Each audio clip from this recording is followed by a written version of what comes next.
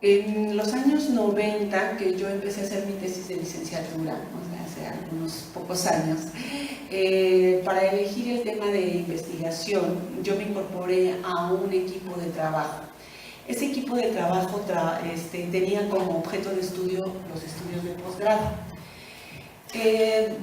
Al momento de empezar a revisar toda la documentación con respecto a lo que eran los estudios de posgrado, cómo estaban compuestos, la universidad, cómo estaba normando en ese momento, con un nuevo reglamento del 96, los estudios del posgrado, pues yo empezaba sin tener conocimiento de nada, ¿no?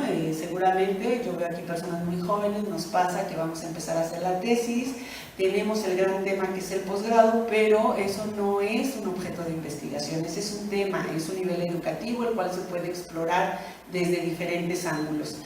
Pues yo leía y leía acerca del posgrado, el Programa Nacional de Educación de aquel entonces, el programa de impulso al posgrado del CONACYT, la historia del posgrado, pero no sabía por dónde empezar a trabajar el tema del posgrado, cómo convertirlo en objeto de investigación.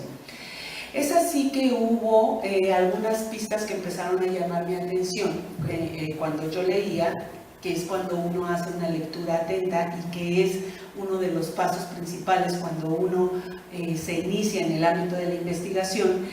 Cuando haces una lectura atenta y no pasas todo de corrido, sino que empiezas a analizar y a encontrar constantes, a buscar y a encontrar constantes. Yo encontré en ese momento que había una demanda por la calidad y por la excelencia. Los estudios de posgrado deben ser de calidad, los estudios de posgrado deben ser de excelencia, se va a hacer un padrón que va a clasificar y evaluar los posgrados, va a decir cuáles son de calidad, de excelencia, cuáles quedan fuera, y entonces surgió en mí la impronta de preguntarme, bueno, ¿y qué es un posgrado de calidad? ¿Qué es un posgrado de excelencia? Tratando de que los documentos me dieran respuesta, llegué a analizar los criterios que el CONACYT, el Consejo Nacional de Ciencia y Tecnología, en ese momento imponía para evaluar a los posgrados. Eran criterios muy generales, criterios que no nos decían en realidad qué era la excelencia, sino que simplemente decían planta de profesores, contar con una planta de profesores de tiempo completo. Y yo decía, bueno, ¿eso es la excelencia? ¿Eso significa la excelencia? No, veamos. Contar con eficiencia terminal, ¿eso es la excelencia? No, pues así en sí misma no, pero si se conjunta con los profesores va conformando una idea de excelencia. De tal forma que descubrí que la excelencia podía convertirse en el objeto de investigación.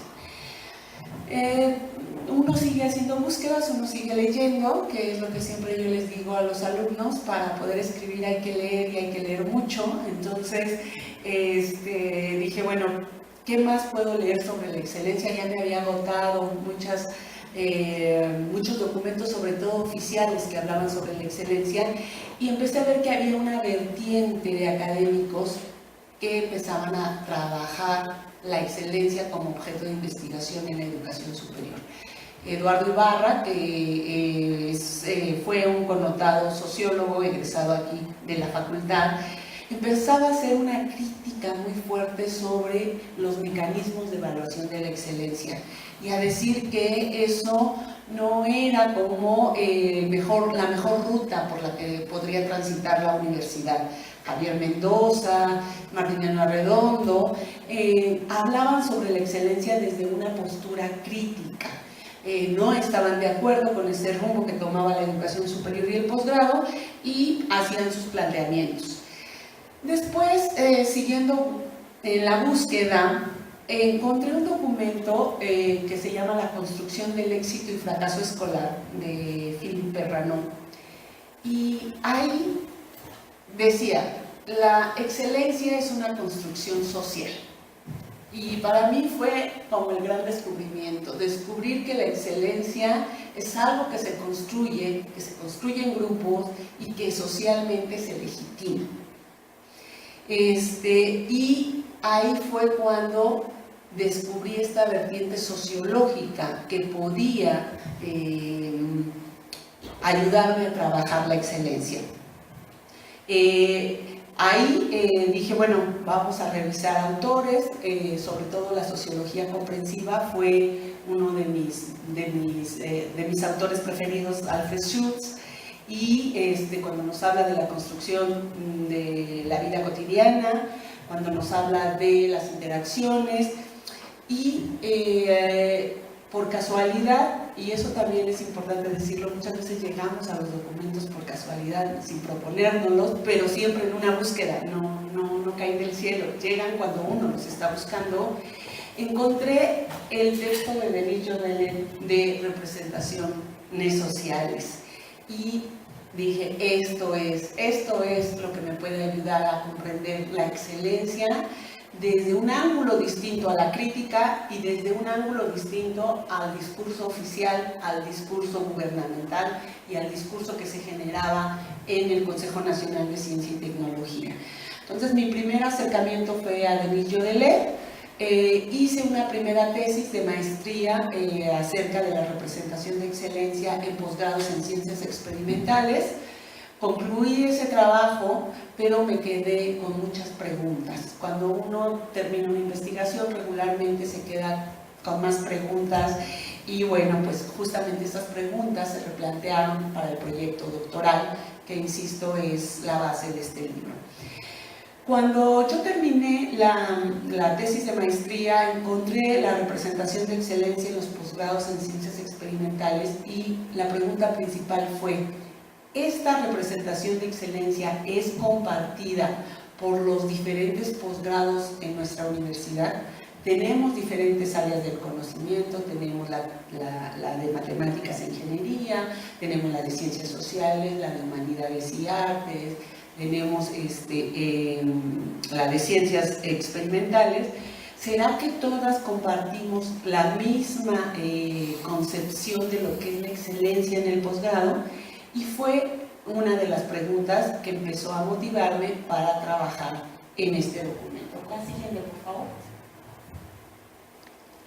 Entonces, bueno, ahí está lo que expliqué hace un momento, cómo de las políticas pasan los actores y descubro esta parte de las representaciones sociales. La siguiente, por favor. Y entonces ahí fue cuando se plantearon en mi protocolo inicial de investigación los objetivos, los supuestos de la investigación, como todos sabemos que debe llevar un protocolo, y las preguntas. Entonces, bueno, el objetivo fue identificar y analizar las representaciones sociales de excelencia académica en 4 programas de posgrado en la universidad. ¿Por qué en 4? Porque tenemos 4 áreas del conocimiento en la universidad. Y mi propuesta fue tomar un doctorado por cada área del conocimiento y explorar qué ocurría en estos posgrados. Yo partía del supuesto inicial que cada área del conocimiento iba a tener una representación social distinta de excelencia y que la excelencia no iba a ser igual para el posgrado en sociología que para el posgrado en ingeniería y ciencias en materiales. Ese era mi supuesto, era la base de la cual yo partía. Y mi pregunta de investigación, mis preguntas de investigación fueron, primero, ¿hay representaciones sociales de excelencia académica en el posgrado? Porque esta es una cuestión que aprendí en el transcurso de la investigación, que no todo objeto es objeto de representación.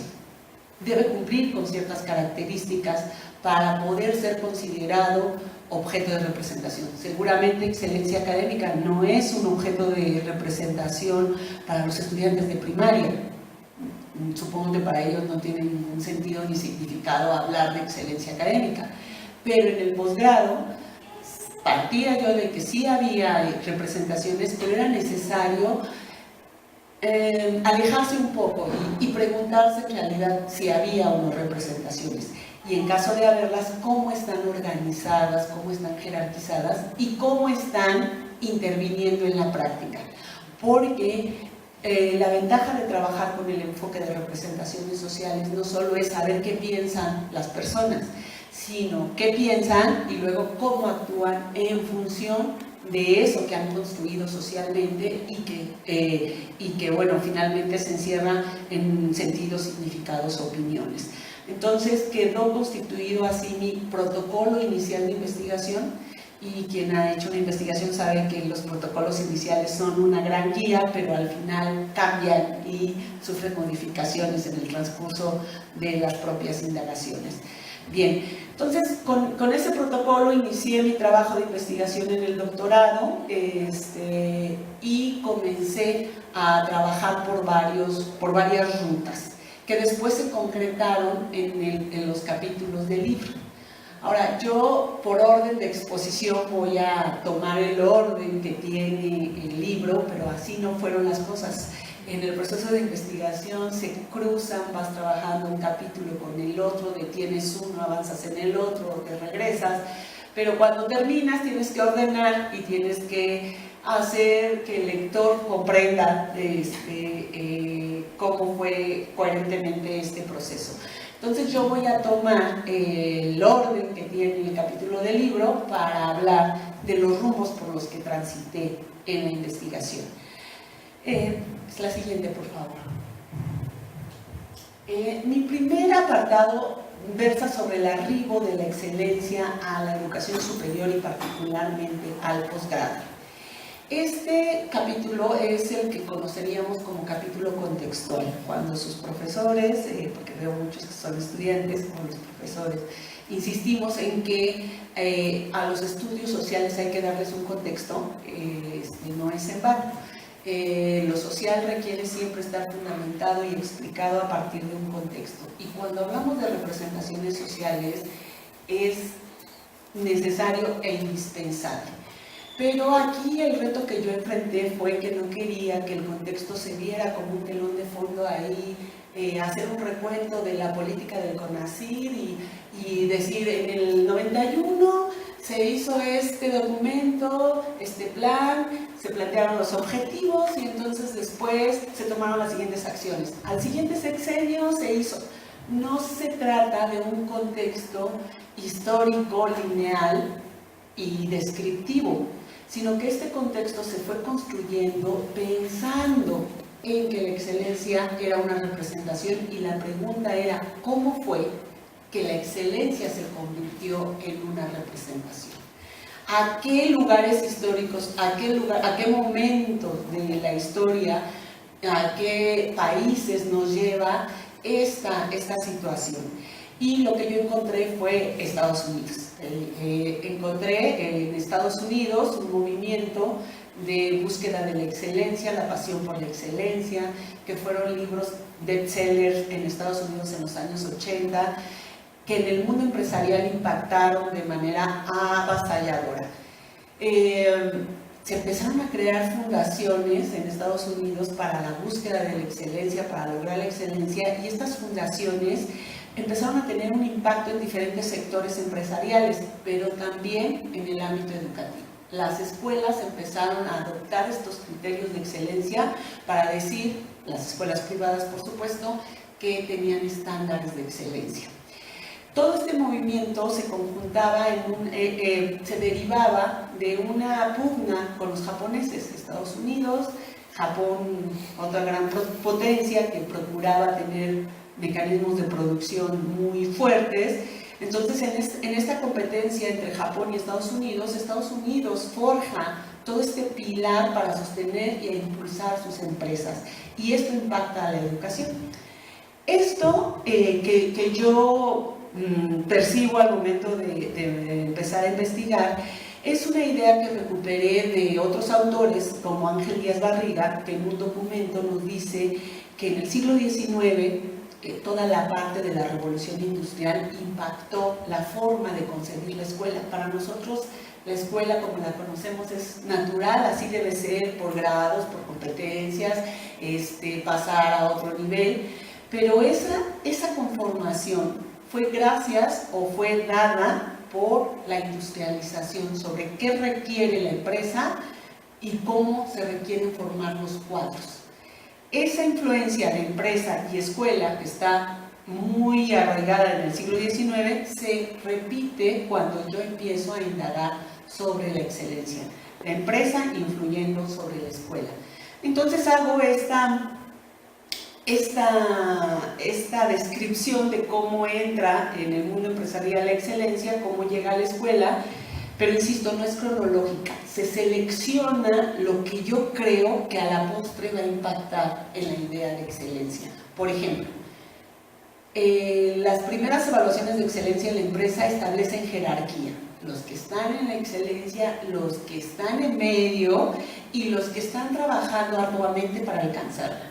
Y nosotros después vemos que en el CONACYT se establecen criterios para seleccionar y clasificar a los posgrados de esta manera, el 1, el 2 y el 3, ¿no? Entonces vemos cómo esos criterios que están en la empresa empiezan a impactar en la organización del posgrado en nuestro país. Esto se muestra en el primer apartado. Por supuesto, esto es en términos generales, pero también en este primer apartado yo hago un recuento de la política que la UNAM empezó a modificar para hacer posible la excelencia en sus propios posgrados. Y tenemos modificaciones al reglamento en 1996, después en el 2006, que son reglamentos que se adecúan para que los estudiantes, los profesores y toda la organización del posgrado se modifique y vaya hacia la búsqueda de la excelencia. ¿Por qué? Porque ya tenemos un padrón de CONACYT en donde es importante estar. Queremos estar en él, cambiemos las prácticas. Y estas prácticas, finalmente, quien las lleva a cabo, los actores, y se van incorporando. Entonces, eso hago en el primer capítulo. Y le llamo a esto las condiciones de producción de la excelencia académica. O sea, para que la excelencia académica se convirtiera en una representación, tuvo que tener condiciones, y esas condiciones son las contextuales y están explicadas en el primer capítulo.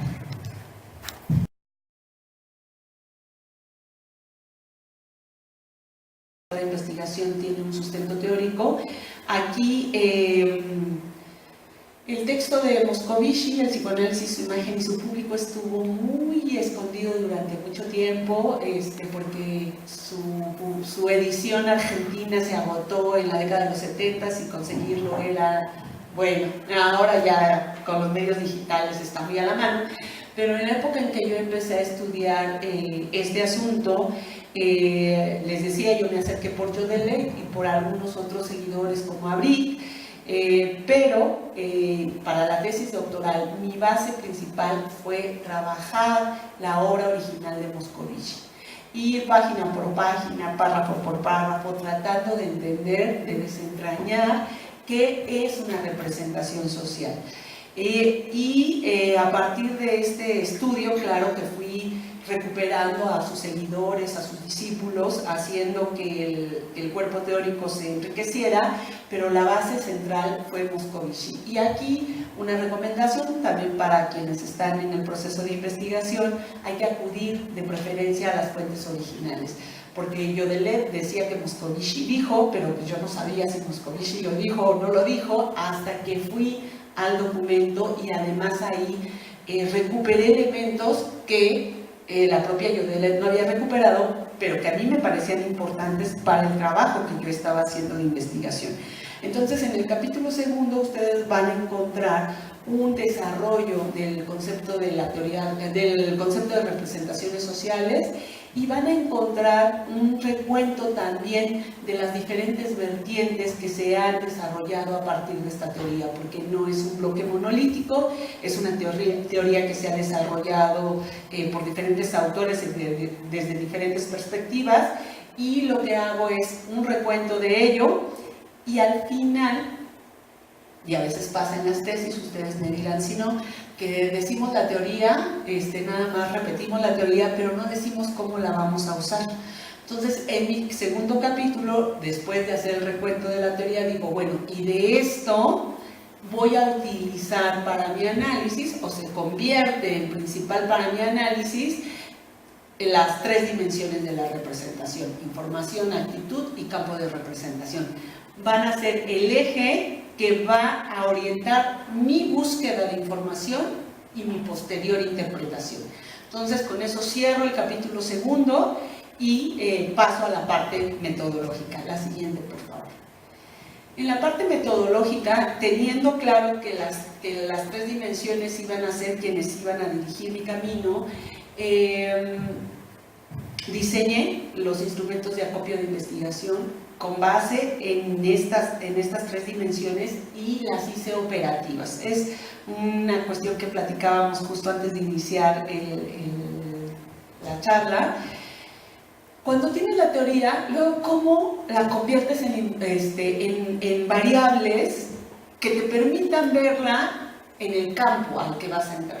¿Cómo haces eso? Bueno, es un proceso que necesita de muchas operaciones pequeñas, pero que es indispensable tener claro que lo que vas a preguntar tiene que estar vinculado con esa guía que tú elegiste. En este caso elegí 3 dimensiones y lo que yo preguntara tenía que estar vinculado con estas 3 dimensiones que describí en mi capítulo teórico.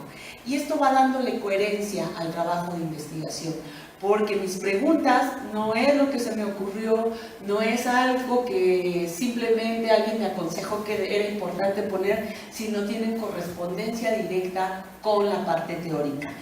Y en representaciones sociales hay 2 vertientes para trabajar las representaciones sociales, una es la cognitiva, otra es la procesual. Yo decidí trabajar por la vertiente procesual, sin embargo, recuperé un ejercicio de asociación de palabras que es un instrumento de tipo cuantitativo, pero ese instrumento iba a ser interpretado a la luz de planteamientos cualitativos. Entonces, consideré que esta dicotomía entre lo cuantitativo y lo cualitativo era importante en principio y decir que mi estudio es cualitativo. Sin embargo, en los instrumentos de acopio podía recuperar un instrumento que me iba a aportar datos cuantitativos, pero que iba a ser interpretado a la luz de planteamientos cualitativos. Y de esta manera construí una asociación de palabras, que es este ejercicio en donde a los estudiantes y profesores, investigadores del posgrado se les preguntó, se les puso la palabra estímulo, que fue excelencia académica, se les dijo que dieran 5 palabras que asociaran con una excelencia académica y después las jerarquizaran. Y después, en ese mismo instrumento, en la página siguiente, les hice una serie de preguntas que ellos contestaron de manera abierta sobre qué consideraban como lo valioso de su posgrado, qué cosas se necesitaba fortalecer, un poco para conocer sus valoraciones y sus posiciones. Finalmente, y esto fue muy útil y siempre lo comparto, al final les dije que esta era una investigación que iba a tener otros instrumentos como la entrevista, que si podía participar y quería participar me dejaran su correo. Y esto fue muy importante porque los mismos sujetos que me entregaron la asociación de palabras y las respuestas por escrito de manera breve, después a muchos de ellos los pude interrogar de manera amplia en entrevistas que duraron alrededor de 2 horas. Entonces, esta estrategia, que es un detalle que parece nimia, después se convierte en un recurso muy importante porque te va a permitir que tus instrumentos estén vinculados y te permitan una mejor interpretación. Entonces acudí, como les digo, a profesores, investigadores y estudiantes del posgrado, 4 posgrados, el de Ciencias Políticas y Sociales, el de Pedagogía en el área de Humanidades, el de Ciencias Biomédicas en el área de las Ciencias Experimentales, y me falta uno, el de Ciencias e Ingeniería en Materiales en el área de Ingenierías. Entonces, ya que tenía estos posgrados, acudí a la primera parte de trabajo de campo, después las entrevistas y después a la sistematización. Cuando uno ya tiene aquí el cerro de instrumentos contestados, bueno, ¿qué haces con ellos? Los tienes que sistematizar. Seguí la técnica de redes semánticas naturales para trabajar la asociación de palabras. La asociación de palabras se puede trabajar de diversas formas. Yo elegí la técnica de redes semánticas naturales, que nos permite acercarnos al significado de esa palabra estímulo, que era excelencia académica, pero no solo acercarnos al significado, sino jerarquizar por orden de importancia a qué se le da peso semántico en esta palabra estímulo. Es una técnica que está documentada en un libro manualito que te dice, a ver, haga esto, haga lo otro, haga aquello. Claro, si uno va al libro ve que todavía están las columnas con lápiz y pluma. Yo lo hice en Excel, que fue otra de las cosas a las que me enfrenté. ¿Cómo lo capturo? Bueno, pues con columnas, pues Excel hace columnas, hace conteos, hace multiplicaciones, perfecto. Entonces adapté a través de Excel los procedimientos y pude trabajar. Y esta técnica fue para mí muy enriquecedora, porque si bien es limitada, porque en un momento dices, bueno, la investigación de calidad es igual a excelencia académica, y a ella se asocian las becas, se asocia el esfuerzo, se asocian los tutores, y luego, ¿qué más? Pues están los cuestionarios que escribieron abiertamente, en donde nos dicen que es la investigación de calidad, donde nos hablan por qué los tutores son importantes. Está la entrevista donde se les preguntó acerca de temas vinculantes, y entonces eso te permite después tener un corpus bastante robusto para poder interpretar. Entonces esa fue la parte metodológica. ¿A qué problemas me enfrenté? A lo que nos enfrentamos todos. Te cancelan la entrevista, les estás preguntando una cosa y se ponen a contarte otra historia, y cuando transcribes dices, esta entrevista la tengo que eliminar porque no me dijo nada después de 2 horas con respecto a lo esencial. Y ese tipo de cosas a las que todos nos enfrentamos, por supuesto. No había todavía estos programas que prácticamente te transcriben la entrevista, todavía me tocó hacer una transcripción más artesanal, pero es importante, porque mientras estás escuchándote y escuchando al otro, y estás escribiendo y poniendo las comas, y si es punto, estás ya pensando en una posible interpretación, estás adelantando sobre una posible interpretación, tarea que después se convierte, por supuesto, en uno de los mayores dolores de cabeza en el proceso de investigación.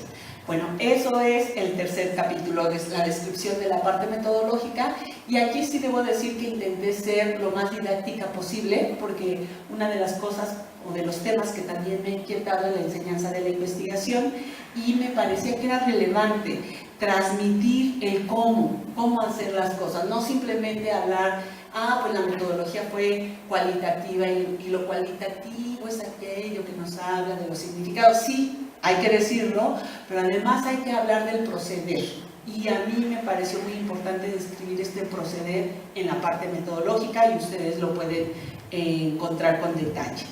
Bien, en el último capítulo, que es la siguiente, ya no dije que me cambiara, pero los hallazgos. Vamos a la parte de los hallazgos. Los hallazgos que encontré que solamente hay una representación de excelencia académica en los 4 posgrados. No es que cada posgrado construya su representación, sino que todos comparten la misma, aunque hay matices. No quiere decir que todos piensen igualito, hay matices, pero la base, el sustento común es el mismo.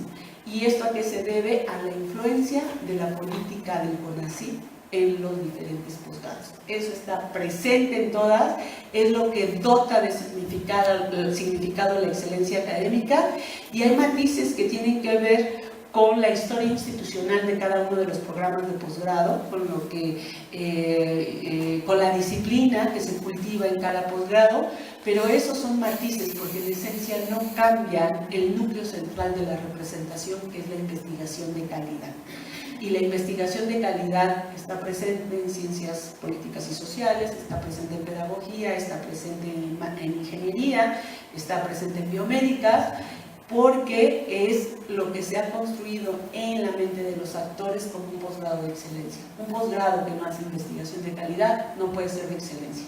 Así esté formando a los mejores profesionales del derecho, a los mejores profesionales de contaduría, no, porque no hace investigación de calidad. Y esto tuvo que ver con que muchos años el CONACYT no reconocía a los programas profesionalizantes como programas de excelencia, sino solo aquellos que hacían investigación. Entonces, por ende, en la mente de los sujetos se construyó la idea de que solamente los posgrados que hacen investigación de calidad son de excelencia. ¿Y qué es investigación de calidad? Bueno, para cada programa de posgrado hay similitudes.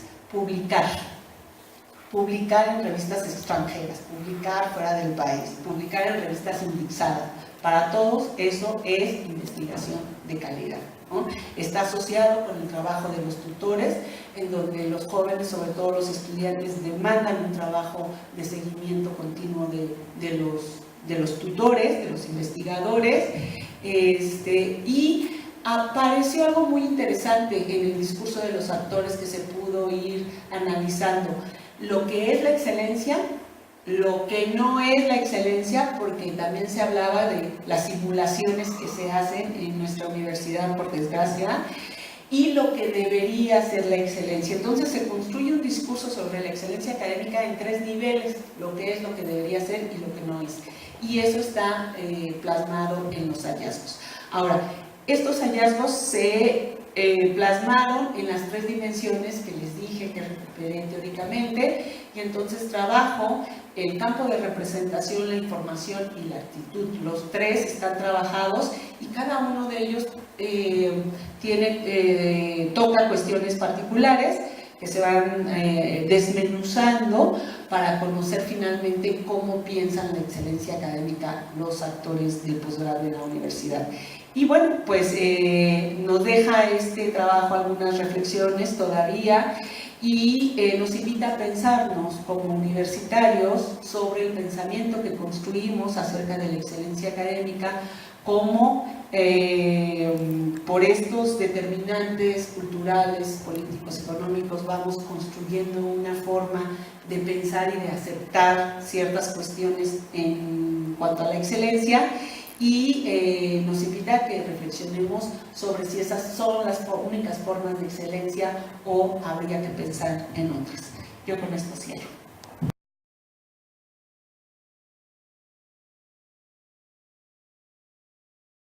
Es un gusto, realmente compartimos aquí la preocupación por la formación metodológica, por tratar de que esta facultad tenga la mejor formación metodológica posible para investigar en ciencias sociales. Estamos poniendo esfuerzo a eso, estamos haciendo equipo para, también con la profesora Selene, que está hoy en el público, para tratar de que también desde este estudio de licenciatura, profesora, yo soy, la autora de este libro, tiene un gran recorrido de investigación, es una investigadora en toda regla, y además yo creo que es esencialmente pedagoga y maestra, ¿no? Entonces se nota mucho en el libro esta intención docente, después me referiré a ello, pero la cuestión es cómo enseñar,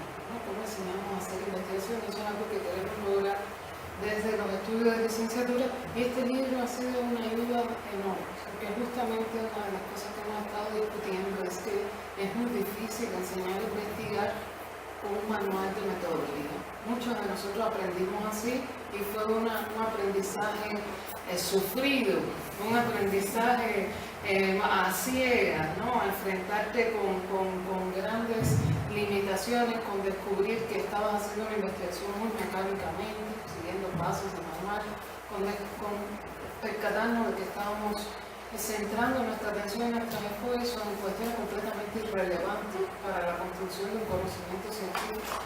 Entonces, pues la idea es tratar de enseñar a investigar a partir de la propia experiencia investigativa o de la experiencia de los investigadores, ¿no? Y en este libro nos va a ser muy bien, porque la doctora Olivia Mireles da muchísimos detalles sobre cómo ella fue llevando a cabo el proceso de investigación. Entonces, es una manera de aprender a investigar viendo cómo está investigando una persona ya formada, ya con experiencia, a qué dificultades se está enfrentando, qué decisiones toma a lo largo de su investigación, y eso pues da mucho juego para el debate y por supuesto para aprender, ¿no? Es de lo que tratamos de ubicar siempre son investigaciones de este tipo para trabajarlas en nuestras clases de metodología, ¿no? Porque también tenemos la dificultad de que los estudiantes que nos llegan en semestres muy iniciales. Entonces, todo ese recorrido que usted nos describió también para llegar inclusive a seleccionar el concepto que más te sirve para enfocar tu investigación, es algo que un estudiante de tercer semestre pues lo tiene muy difícil, ¿verdad? Porque no ha visto ni siquiera la teoría sociológica más general. No se ha especializado siquiera en un campo de conocimiento sociológico, ¿no? Entonces, bueno, este es un libro que nos puede ayudar mucho en esos esfuerzos, profesor. Y pues aquí hice algunas anotaciones muy artesanalmente. Ya me he acostumbrado a trabajar con el formato digital que te permite hacer globos de comentarios y después recuperar de ahí, ¿no? Y entonces estoy acostumbrada a rayar todos los libros y aquí mismo traje las anotaciones. Es muy interesante todo este recorrido que emprende la autora para seleccionar el concepto de representación y para seleccionar la interpretación de representaciones que más le va a acomodar para hacer su investigación, ¿no? Esto que decía me parece muy crucial desde el punto de vista teórico, cómo determinados conceptos llegan a convertirse en representaciones, ¿no? Porque hay palabras que evidentemente no nacen del lenguaje o de la jerga cotidiana, ¿verdad? Palabras que son ante todo conceptos definidos con un grado de precisión, con un grado de abstracción importante, conceptos que nacen de una matriz, digamos, más académica, más científica, y que luego nos damos cuenta con el paso de los años que llegan al lenguaje cotidiano, ¿verdad? Y que llegan al lenguaje de uso más extendido, ¿no? ¿Qué pasa? ¿Cuál es el tránsito que permite que ese concepto llegue al lenguaje cotidiano, sea utilizado en el lenguaje cotidiano? Eso pues, es algo que se aborda con mucha solvencia en este libro, ¿no? Y yo creo que el libro tiene un mérito muy importante, que nos abre además un campo de trabajo aplicado importante a la academia, que es la necesidad de investigar o de estudiar las representaciones en el ámbito de las políticas públicas, ¿no? Yo creo que es necesario cada vez más sacar a la academia de sus propias fronteras. No podemos quedarnos en la investigación solamente para producir más conocimiento teórico, ¿no? Sino que es fundamental también hacer investigación aplicada, que nuestro conocimiento sirva a que tengamos una sociedad que funcione mejor, a que tengamos mejores programas. Y para lograr ese fin es muy importante estudiar las políticas públicas, y dentro de ese campo de las políticas públicas que ya se estudia mucho desde diferentes ángulos, es particularmente escaso este tema, estudiar las representaciones que genera una política pública, que en otras palabras es estudiar cómo una política pública afecta a la vida de los individuos, ¿okay? Y cómo se da la distancia cómo se produce una distancia entre los términos, los conceptos con los que se concibe esa política pública y lo que finalmente acaba asumiendo el ciudadano, lo que finalmente acaba normando efectivamente la vida de ese individuo, ¿no? Entonces es sumamente importante y es algo para lo cual estamos especialmente preparados, o nos tenemos que preparar especialmente en esta facultad, en otras facultades de la universidad que hacemos investigación sobre estos problemas de representación, ¿no? Ustedes saben que sobre todo economistas se han apropiado de la investigación cuantitativa sobre políticas públicas, y parece que sociólogos y demás no hacemos investigación cuantitativa, que también nos corresponde hacer, que ahí tenemos que ponernos las pilas, pero además tenemos el plus, ¿verdad?, de que podemos hacer investigación cualitativa sobre este tipo de problemas. Entonces es muy importante que lo reivindiquemos, que sigamos esta pauta que la doctora Mireles nos ha trazado, ¿no? Es además sorprendente la actualidad que pasa a tener este libro especialmente por el concepto de excelencia. Saben que es un concepto que actualmente se está discutiendo para aplicar no solo, como había sido hasta el momento, a la educación superior de posgrado, sino para hacernos un concepto rector de la educación a todos los niveles educativos. La reforma educativa que se está discutiendo está pensando en promover que México tenga una educación de excelencia, sustituyendo a la educación de calidad.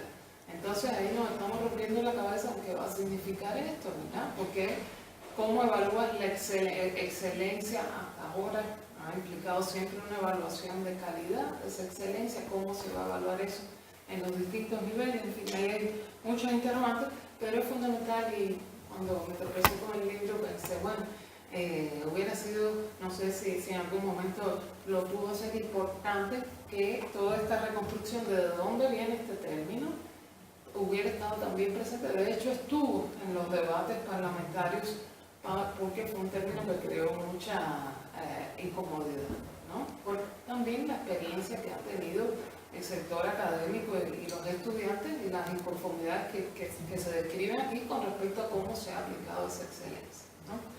Entonces, es en ese sentido un libro que cobra una especial actualidad. Como les decía, es al principio uno de los valores principales que encuentro es esta abundancia de detalles metodológicos, ¿no? Que ayudan a identificar la ruta, ¿no? Es muy importante porque desde ahí que podemos juzgar cuán válidos son los resultados, ¿no? Las objeciones que nosotros podamos tener a determinadas conclusiones se hacen más claras cuando uno sigue la ruta de cómo llegó a esas conclusiones. Son una condición indispensable de cientificidad, ¿no? Seguir un método, seguir unos procedimientos, hacerlos evidentes para después exponerse a la crítica de la comunidad científica, ¿no? Para que desde ese conocimiento, desde esa información, poder evaluar las conclusiones a las que se ríe, ¿no? Y por supuesto también para nosotros muy útil por lo que ya les expliqué, que nos va a ayudar con la docencia. Otro mérito importante que encontré en el libro es desempolvar el concepto de representación, que como había dicho, han comentado ya, un concepto que tuvo un momento, digamos, más brillante cuando aparece ya traducida al castellano la obra de Moscovici, pero que fue luego fuertemente impugnado por otras teorías y otros conceptos que sí problematizaban mucho cómo se había concebido la representación, cómo Moscovici había concebido la representación, pero que sin embargo eran cuestionamientos que no te permitían tan fácilmente investigar, ¿verdad? Todas estas discusiones sobre la semiótica estructuralista y lo que es el discurso y lo que son digamos ahí, los términos, ¿no? Pues no se prestaban tanto para la investigación social. Toda la propuesta de giro discursivo de Foucault y demás, pues si bien complejizan la concepción sobre cómo funcionan los significados, sobre toda la, digamos, interacción individuo-significación, la complejizan mucho. Sin embargo, para hacer investigación empírica son conceptos muy difíciles, es prácticamente imposible, ¿no? Se queda en un nivel muy teórico, muy, si se quiere, filosófico. Y hay gran parte de las ciencias sociales que obviamente se fascinó con la riqueza teórica de estos conceptos, pero que entonces se montó de una manera, a la tercera no nos quedamos y ya se levanta más.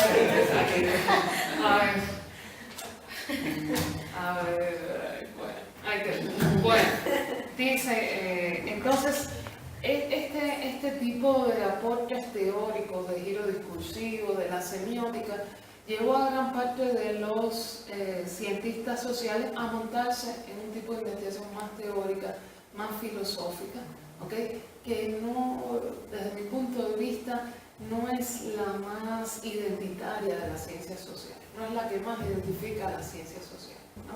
y pues se miraba así como por debajo del hombro a conceptos como representaciones sociales, que es realmente un concepto con una potencia empírica importante, una potencia, una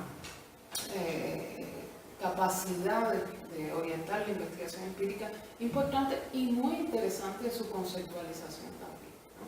La historia de Moscovici, bueno, yo trabajé un poquito con Moscovici, yo justamente soy un ejemplo de este tipo de investigador en formación. En mi doctorado estuve revisando ese concepto de representaciones sociales, pero después quedé fascinada, por supuesto, con Foucault y me fui muy hacia la teoría, ¿no?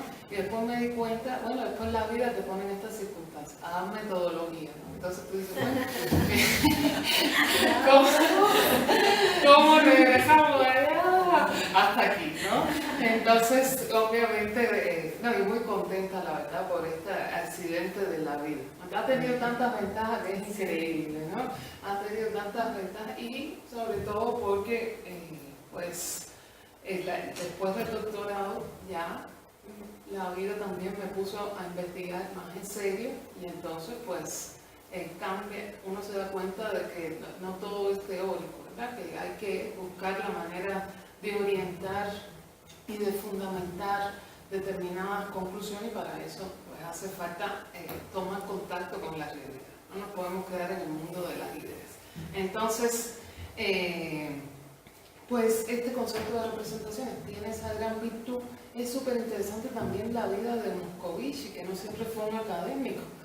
Fue un hombre que, si no recuerdo, si mal no recuerdo, hasta trabajó en una fábrica, ¿no? Antes de poder pues insertarse en la academia, y cuando se inserta en la academia pues lo hace con gran brillantez y con un éxito exponencial, ¿no? Entonces eso te da una medida rápida de que es un hombre muy inteligente, ¿verdad? Entonces es interesante que se esté retomando el concepto. Lorena también trabaja con este concepto, tiene un taller de formación para investigar con este concepto y me parece pues muy útil. Bueno, hay varias cosas interesantísimas en la investigación. En primer lugar, este problema del carácter tan minoritario que tiene la formación de posgrado en México.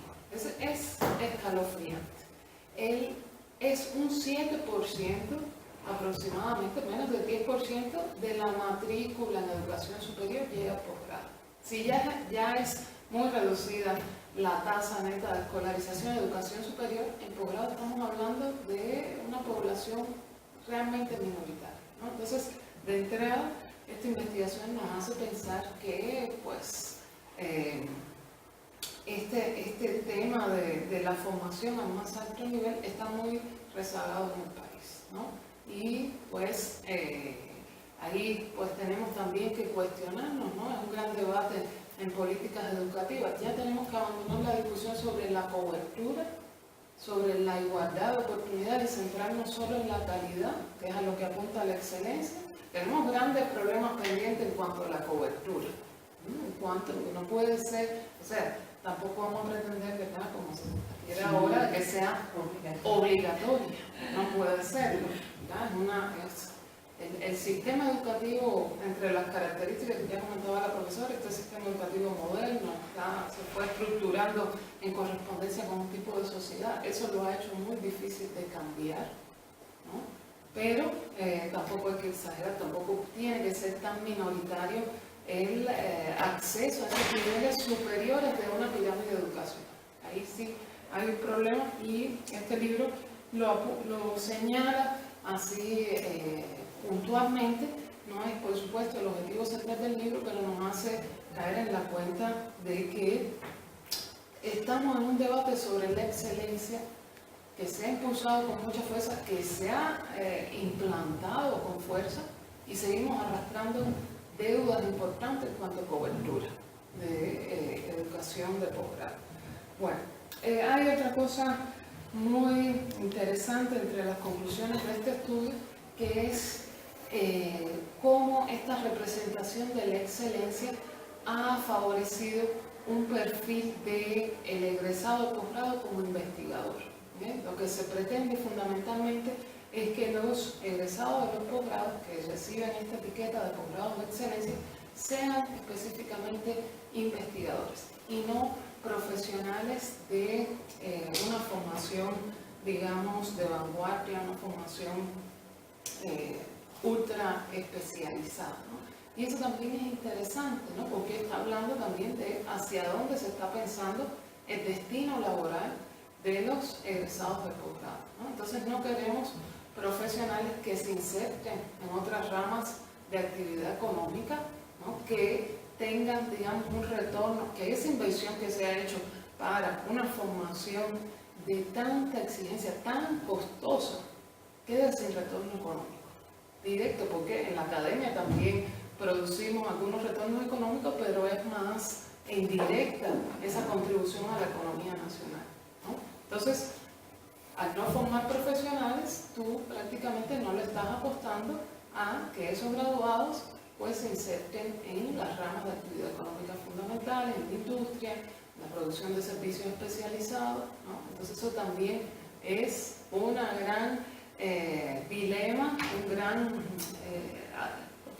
paradoja, contradicción, porque estamos hablando de una formación, de que un programa califique como un programa de excelencia, implica que CONACYT va a financiar becas, va a financiar estímulos para esos investigadores. Entonces, ¿no?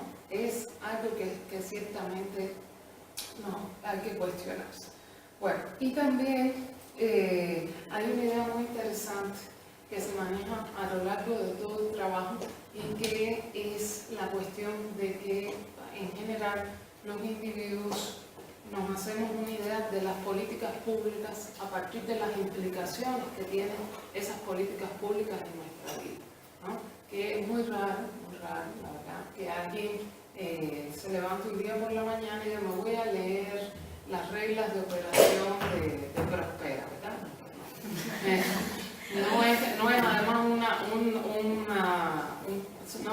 no son textos amigables, digamos, usted si es verdad mentira, que leyó tantos documentos normativos de estas políticas públicas, es una literatura francamente soporífera, hay que tener muchas ganas de entender lo que está pasando para leerse, pero lo que sí es cierto es que todos tenemos una idea de determinadas políticas públicas, sobre todo las que nos tocan el pellejo, ¿verdad? Ahí sí nos tenemos que hacer una idea rápidamente. Cuando entramos a esta facultad, de las primeras cosas que aprendemos es cómo es el PRIDE, cómo es CONACYT, no, tienes que hacer esto, tienes que hacer lo otro, y porque de ahí depende de nuestra subsistencia diaria, ¿verdad? Entonces es algo muy importante, presente, ¿no? Y así sucesivamente, ¿verdad? La persona que se va a montar en el autobús, que llega un día y dice, no, oiga, hoy no tienes que pagar. Ah, ¿por qué no tengo que pagar? Bueno, porque hoy hay contingencia ambiental y el pasaje es gratis, ¿verdad? Y eso estaba establecido, sí, mira, eso existe, ¿ok? Eso está contemplado, está normado, ¿ok? Eso no se le ocurrió al gerente, no se le ocurrió al poli que está controlando la entrada, no. Eso está organizado a nivel de Estado para regular la vida de los ciudadanos, ¿no? Entonces, esta es una idea muy interesante que pues es además una gran verdad, no debemos hablar en esos términos en ciencia social, pero es una evidencia que todos constatamos, ¿no? Que la mayor parte de los individuos, ¿no? Salvo investigadores ya muy especializados que se dedican a estudiar ahora sí las políticas públicas en su formalización y demás, pues se hace una idea de una política pública a partir de su vivencia, de lo que vive, de lo que va descubriendo, de lo que escucha. Esa es otra de las grandes revelaciones que muestra este artículo, inclusive en personas que están dedicadas a investigar, ¿okay? En personas que buscan otras fuentes de información. Su idea fundamental sobre la política pública es a través de las comunicaciones cara a cara, ¿okay? A partir de las evidencias que se reflejan en este libro, ¿okay? Los investigadores se van enterando de cuál es la política de excelencia de CONACYT a partir de lo que comparten con sus colegas, los estudiantes también, ¿no? Y bueno, pues comentar ya a partir de los comentarios de la profesora que pues en esta facultad la sociología comprensiva es un bestseller actualmente, ¿verdad? Hay mucha sensibilidad, es muy interesante. Es muy interesante y yo creo que tiene que ver también con esa posibilidad de investigación empírica que abre la sociología comprensiva, ¿no? En otra época fue más el marxismo, ¿no? Hay también mucha sensibilidad, por supuesto, hacia ese tipo de aportes teóricos, pero me llama la atención, ¿no? el feeling, la emoción que despierta la sociología comprensiva. Son unas asignaturas que siguen mucho los estudiantes. Cuando preguntas en clase te ponen ejemplos, te citan autores de sociología comprensiva y pues hay algo ahí que está moviendo mucho a los estudiantes y yo pienso que tiene que ver también con esta capacidad para darte un enfoque de la vida social, ¿no? Darte rápido un lente para que veas qué está pasando ahí. Y es un lente que ya no es el lente de tu sentido común, sino son conceptos que te ayudan a penetrar esa vida social de otra manera muy fácilmente, ¿no? Muy fácilmente. Entonces, creo que también ha tenido circunstancias personales muy fortuitas, ¿no? Justo cuando te comentaba, cuando empecé a hacer la investigación de licenciatura, pues arrancaba con fuerza todo este problema de la excelencia, ¿no? Y fue como un problema de investigación que se presentó de forma muy natural por la propia trayectoria de vida, ¿no? Bueno, y finalmente, ya otro comentario metodológico que también es una gran insistencia con los estudiantes es la importancia de operativizar los conceptos. ¿Okay? La importancia de, primero, buscar conceptos que sean más susceptibles a operacionalización, conceptos que han sido definidos con una claridad, con una formalidad que hagan fácil descomponerlos en dimensiones, buscar indicadores o variables para, a partir de ahí, construir los métodos de recopilación de información. Eso es muy importante porque tal pareciera, muchas veces tengo la impresión cuando reviso algunas tesis, que el diseño de los métodos de recopilación de información fue un trabajo así casi artístico de inspiración, ¿verdad? Hoy me siento como para hacer una encuesta sobre excelencia y entonces me siento con mi café con leche y planteo preguntas bonitas, ¿no? No, señores, o sea, es trabajoso, por eso nos pagan, porque es un trabajo, o sea, es trabajoso y es importante esto, y aparece muy bien expuesto en el libro, cómo se realiza, cómo se operativiza un concepto, cómo se transforma ese concepto teórico en una guía para la búsqueda de información empírica. ¿Okay? Para una guía organizada se percibe ese esfuerzo por mantener una coherencia, por no perder el hilo en ese tránsito de lo más abstracto a los indicadores que te permitan el registro de información perceptible, sensorial, ¿no? Entonces, es también uno de los, para cuando tengamos que dar los temas de operacionalización, aquí también hay un buen ejemplo. Nosotros usamos mucho el índice de marginalidad de CONAPO, que también tiene una esquemita que nos ayuda, pero conviene ilustrarlo con más ejemplos y aquí viene muy bien desarrollado eso. Bueno, y finalmente pues insistir en esta idea de que pues las representaciones son un elemento central de la vida cotidiana de las personas, ¿no? Y que pues la ciencia social y la investigación social no puede estar de espaldas a este problema, ¿no? Yo creo que nunca lo ha estado del todo, pero que, como he mencionado, este concepto de representación es muy propicio a una investigación metódica, a una investigación bien organizada y bueno, pues ese es el trabajo que aparece ya concretado y publicado felizmente en este libro.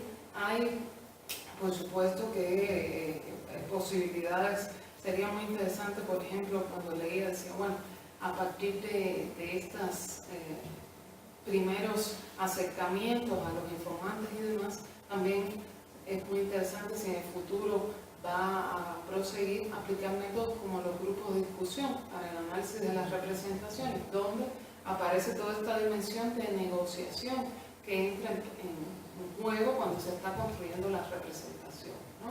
En el grupo de discusión aparecen las representaciones que cada quien maneja, pero también los puentes comunicantes, las fusiones, ¿no? Que también son pues, muy importantes. Y lo otro, pues, en el futuro también ampliar esta información. Yo creo que se puede adaptar perfectamente a trabajar con una muestra representativa, con métodos estandarizados. A partir de los sondeos que ha hecho, se pueden construir ya cuestionarios con escalas, para pues darle un enfoque ya más de representatividad de todo lo que es el estudio de posgrado, por ejemplo, en la UNAM, ¿no? Creo que soy una convencida de que la perspectiva cualitativa y la cuantitativa son más fructíferas cuando se complementan, ¿no? Y que pues para ahí también es importante avanzar.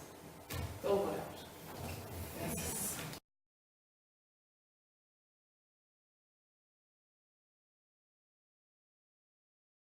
Yo también quisiera hacer comentarios muy breves, sobre todo porque bueno, este seminario de representaciones sociales surge justamente con la intención de aquellos que estamos interesados en la teoría y en la metodología de las representaciones sociales. Empecemos a dialogar sobre estilos de hacer investigación, pero también sobre la pertinencia del concepto. Ahorita que Olivia contaba cómo había llegado de manera accidental al concepto, yo también llegué de una manera bastante accidental, pero fortuita. En realidad, cuando yo entro al posgrado, justamente empiezo a querer trabajar teoría de imaginarios. Y quien me dice, no creo que sea eso lo que quiere, es Gilberto Jiménez. Entonces, Gilberto Jiménez me pone a hacer todo el recorrido tortuoso, por cierto, de la teoría del imaginario, que me desencanta y digo, no es esto lo que quiero hacer. Y empiezo, por supuesto, también de manera fortuita a ver qué es la representación social. Y entonces ya le comenté a Gilberto Jiménez, yo creo que es esto lo que quiero hacer. Y me dijo, yo lo sabía desde el principio, pero no se me hace fácil. Entonces tenía usted que descubrir qué era lo que quería, ¿no? Empiezo entonces a estudiar representaciones sociales, en mi caso de la inseguridad en un contexto de posguerra, ¿no? Para ver si había diferencia entre la representación social de la guerra y la posguerra en un contexto urbanizado. Entonces, me sirve, es muy pertinente la teoría, yo aplico, combino varias técnicas, método Quali también, empiezo a trabajar entrevistas en profundidad, 3 municipios, hago método comparado, ¿no? Aplico también asociación libre de palabras, aplico fotografía y el uso de mapas mentales, que es una técnica que propone Marta de Alba. De hecho, fue Marta de Alba quien estuvo ahí como guiando el camino.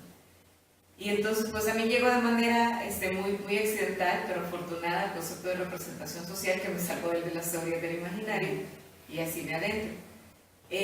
¿Cómo leí el libro? La verdad es que para mí fue una sorpresa, que esa es la maravilla de la teoría de las representaciones sociales, que uno parte de prenociones que tiene como muy claras en un inicio, pero que luego se van distorsionando a partir de los diálogos de los actores, ¿no? Entonces, bueno, empiezo a leer a Olivia y veo que de entrada plantea una asociación que incluso pareciera como automática, ¿no? Cuando se habla de posgrado, se habla de excelencia y de calidad, ¿no? Yo decía, bueno, es que casi es una asociación automática. Y ese es el encanto de las representaciones sociales, que cosas que dan por sentadas, en realidad el objetivo es preguntarse por qué es una obviedad, por qué la damos por sentada, por qué casi parecieran estructuras del sentido común, porque cómo hemos llegado a vincular excelencia y calidad educativa y en qué términos. Entonces, bueno, empiezo a leer a Olivia y veo cómo empieza a abordar el concepto de excelencia académica para identificar cómo funciona como un mecanismo de la política pública en materia educativa, ¿no? Y cómo esta idea empieza a articularse con hegemonías más bien de grupos de poder y cómo se empieza a articular a un tema también de corte político. Empiezo a leer y de alguna manera yo pienso, pues claro, se va a consolidar como una representación hegemónica. Moscovici, que tiene esta clasificación de representaciones sociales, él dice que se parte de 3 tipos de representaciones, ¿no? La hegemónica, la polémica y la emancipada. Entonces yo digo, claro, Oli quiere trabajar la excelencia como un concepto de corte hegemónico de esta terna que plantea Moscovici, ¿no? Y veo que aunque no es algo que justamente ella enmarque, pues sí se hace una lectura desde esa perspectiva, ¿no? Me gustó mucho cómo empieza a enmarcar teóricamente el concepto, que ese es otro digamos, acierto de la teoría de las representaciones sociales, que no se puede olvidar que es de carácter dinámico. Yo recuerdo que justo en un taller, en un seminario con Gilberto Jiménez, alguien le preguntaba, oiga, pero entonces la representación social no es lo mismo que el hábitus. Y él decía, no, porque el hábitus es justamente un concepto estructurante del individuo, y aunque la representación social también forma parte de la estructura del individuo, es dinámica, es histórica y es profundamente insurrecta, o sea, va causando insurrección, va causando malestar también social, ¿no? O sea, es parte de ella el consenso, pero también hay que estudiar los disensos, ¿no? Y justamente él dice, no es lo mismo, ¿no? La fase que más disfruté del libro, por supuesto que la parte contextual da un panorama, es como presentar toda la base, ¿no? Y aquí surge el concepto de excelencia académica, y aquí empieza todo el proceso de acreditación de CONACYT, que justo cuando te leía, nosotros estamos en el proceso de acreditación con Accesiso ahorita, ¿no? Yo decía, caramba, que desde ahí empieza todo el concepto de la excelencia académica, de querer pugnar por ganar notoriedad, porque también son símbolos de estatus, ¿no? El tema del posgrado. Entonces, cómo empieza de alguna manera a querer tener un lugar en posiciones políticas de reconocimiento de la excelencia, ¿no? Y empiezo a entrarme ya en la tercera y en la cuarta parte del libro, en donde va presentando más bien estrategia metodológica, que disfruté mucho porque luego es complicado, no sé si a Olivia le pasa, cuando estamos trabajando con representaciones sociales, explicar estas dimensiones, ¿no? La del campo, la actitud y la información. Ahorita, por ejemplo, hay una tesista de maestría que está estudiando representaciones sociales sobre el concepto de masculinidad homosexual en la telenovela mexicana. Entonces, justo su polémica fue así como, ¿cómo lo construyo? Y era algo que yo le decía, lo primero que tendrías que preguntarte es, ¿qué es masculinidad? ¿No? Decía, pues es un concepto hegemónico. Y entonces yo le preguntaba como para provocarla, ¿no? Y existe en términos de la homosexualidad. Y me decía, no, yo creo que justamente ese es el problema, que no existe, que se anula, porque es un concepto, una construcción social, masculino-femenino, en donde se parte de una dicotomía. Entonces yo me voy a centrar en ver el discurso de la telenovela para ver si se construye, si existe o no la masculinidad. ¿Qué se le fueron criticando en los coloquios? Que le decían, oye, pero entonces tú te centras en la información. Es decir, estás centrándote más bien en cómo se construye a nivel de discurso la representación de masculinidad en la telenovela, y si existe o no en el tema de homosexualidad.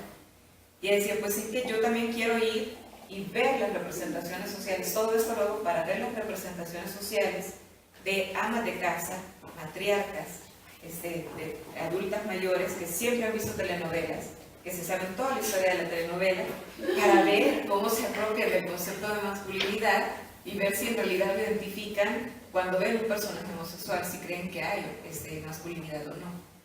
Entonces, bueno, ahí es donde ella empieza a combinar el multimétodo, esa es la riqueza de la teoría de la representación, ¿no? Y a partir de ahí empieza como a hacer cruces, que es justamente lo que hace Olivia, ¿no? Y entonces Oli empieza a ver esta evaluación de la calidad educativa, primero como un discurso que se va posicionando a partir del tema de la acreditación de CONACYT, y que por supuesto pone en marcha, de hecho es fundamental cuando llenamos informes, todos los profesores que estamos en la vida docente, cuenta más si el posgrado es de excelencia académica o está en el padrón de excelencia de CONACYT. Cuenta menos si no está en el padrón de excelencia. Entonces, claro, hay niveles, hay jerarquías también para reconocer la excelencia, y a partir de ahí se marcan ritmos escolares, se marcan escenarios de calificación, de productividad, por supuesto.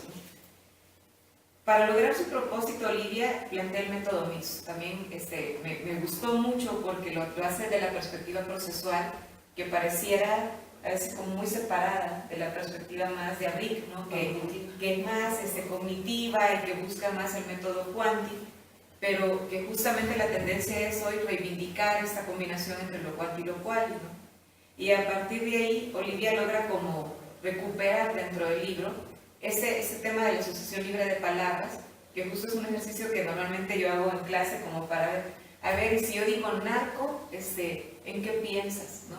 Y así empezamos siempre el laboratorio de representación. Y entonces uno dice, pues bigote, ¿no?